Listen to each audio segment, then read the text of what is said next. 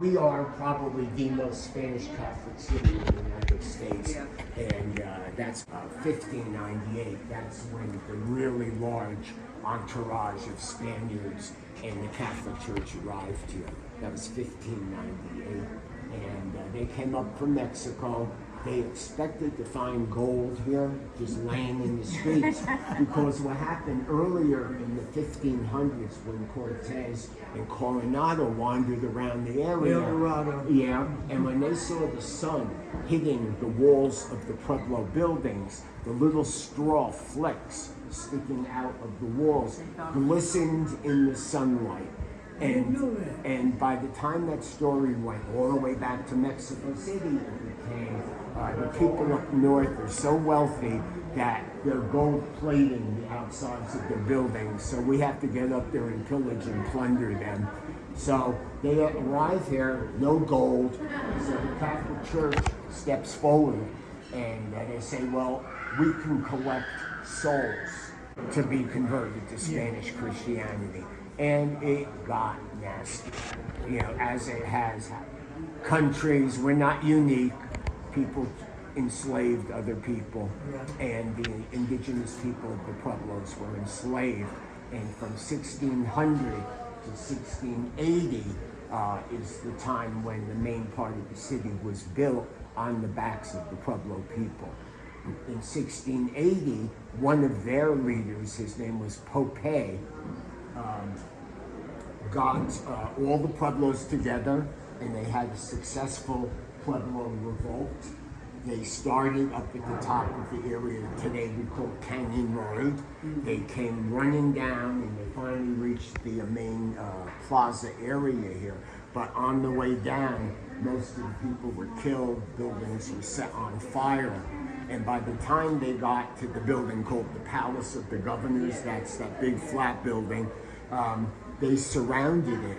And the goal was not to allow any personnel or supplies in or out. They wanted to starve all the people that had sought refuge in the large courtyard inside. Well, that first night, the whole city's on fire.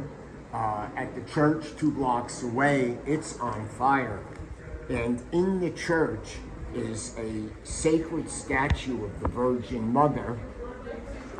Here she is.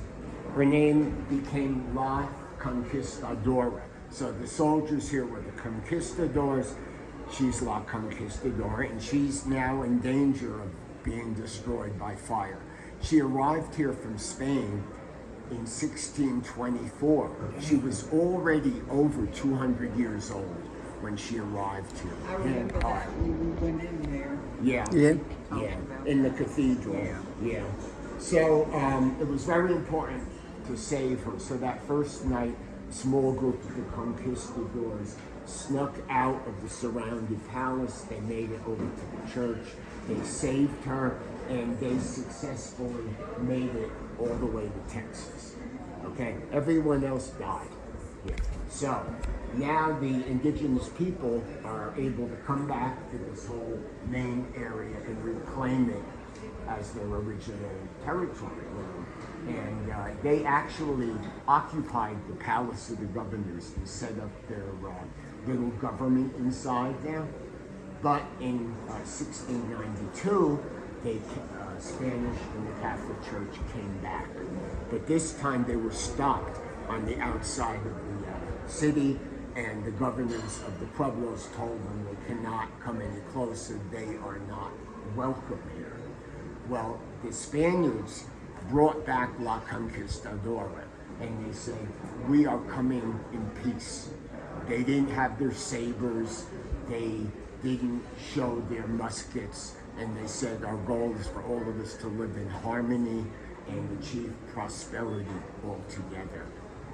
The native people believed this, and then at that point did invite them in. And then within a month or so, as you can imagine, out came the guns, and they were all tricked and re-enslaved again.